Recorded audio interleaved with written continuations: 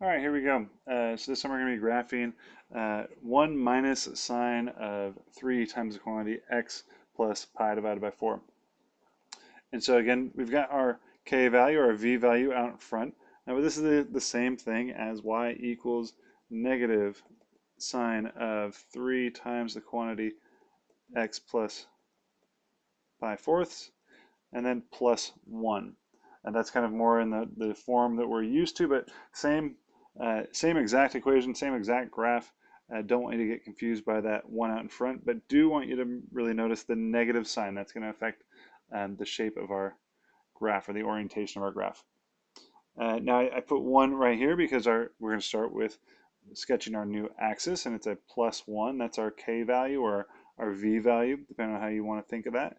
Again, I just call it the v value because it helps me remember that's the vertical change. I'm going up and down. And so we've got that to begin with, our new axis, our new kind of midline there. Now we're going to mark our new maximum and minimum. We're going to use our a value to do that. Our a value here is a negative 1. Now the negative, as far as finding our new max and min, the negative itself doesn't make a difference. Remember, the amplitude is the absolute value of that a value. And so we're going to go up 1 and down 1.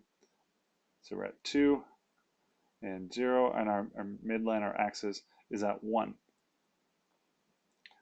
All right, now we need to find our phase shift, how far we're going to be moving to the left or to the right.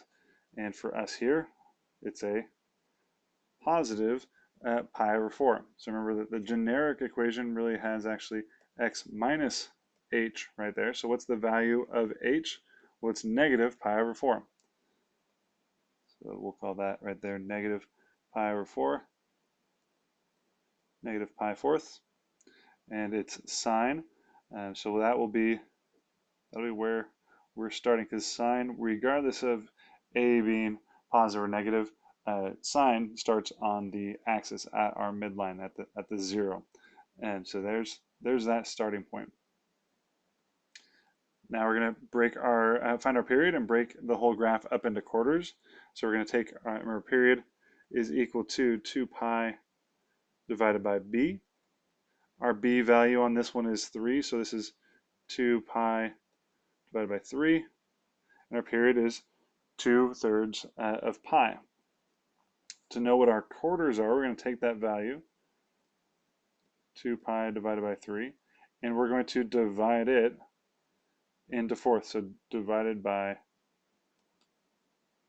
fourths, or sorry, cut into fourths. So divided by 4 or multiplied by, let me rewrite that. Divided into 4 pieces, which again we'll be multiplying it by 1/4.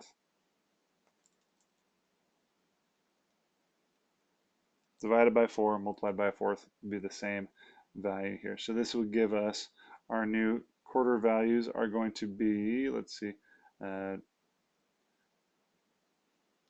we got 1/6 pi. Pi over 6 is our new fourth value. Every 1/6 of pi, we've got kind of a key rotation happening here, and we'll kind of go from there. So this will be a little bit difficult to graph then, because we don't have quite all the fractions aren't lining up exactly, and so maybe you want to actually change our values. Let me figure out the math there real fast separately from you having to watch. All right, so here we go, and kind of want to walk you through the process of what's going on here. I'll show you the math that we did in just a moment. Now, our kind of originating point here is in terms of pi fourths. However, every quarter turn around the unit circle is in terms of pi over 6. So we can't, just to be consistent with our units on our axis, we can't change the values from between one space to the next space. And we can't just go to this point right here and say that that's pi 6 to the right, because this is already negative pi over 4, and they're not, again, not the same units. So we're going to need to find some, essentially a common denominator. So over here on the side, I've set up for you that kind of the first step is going, hey, we're going to have to go from negative pi over 4 and then every quarter turn is going to be another pi over 6. And so put an n, again, n would have to be an integer here. We've talked about that in the past. But I want to know, hey, every pi 6 step along the way, where are we? So to be able to actually use those units together, step 2 here is, let's change them into the same denominator, same units. And so now they're in twelfths. So negative pi over 4 is the same thing as negative 3/12 pi, and pi over 6 is the same thing as 2/12 times pi. And again, times n, because we're going to take that same 2/12 step from each one. And so from our first one, if you can kind of think of this third line here as essentially our a number line. We're starting at negative pi over 4. Here's our beginning. And then each step to the right is another plus pi over 6, plus pi over 6, so on, so on, so on, or minus pi over 6, etc., etc. And so how do we get this information, these points, onto this graph? And so let's find ones that are going to actually line up to our lattice points. So if this is negative pi over 4, then regardless of what our quarter steps need to be, this one here has to be negative 2. So it's negative 2 pi over 4, which again is going to be negative, which will be negative pi over 2. Now negative, so 1/4, 2/4, 3/4, negative 3/4 pi, and here we're at negative pi. To the right, there's 0. Here's pi over 4, 1/2 pi, 3/4 pi, and pi. And so we're going to have to take these values, this is every quarter turn around, and get these values to fit onto our graph. And they're not, other than, I believe it was other than just these two of negative pi over 4 and pi over 4, none of them line up exactly on our graph. And so we need to be very accurate, very neat with how we do this. So pi over 4, that one is fine. Now where would, for example, where would negative 5/12 be? Well, it's not quite to negative 6/12, which would be negative 1/2. It's just a little bit before that. So around here, if we cut it up into the right number of pieces, we could get it exactly, but right around here somewhere will be 1/4 turn to the left. So we have to find a point there. There's negative 5/12 pi. If we added a 1/6 of pi, now we're at negative 1/12 pi. That's right around there. Negative pi over 12. Adding another 6 gets us to positive pi over 12. And these are the points that we are going to need to get on. So then pi over 4. Here's that one is right on one of our one of our tick marks rather.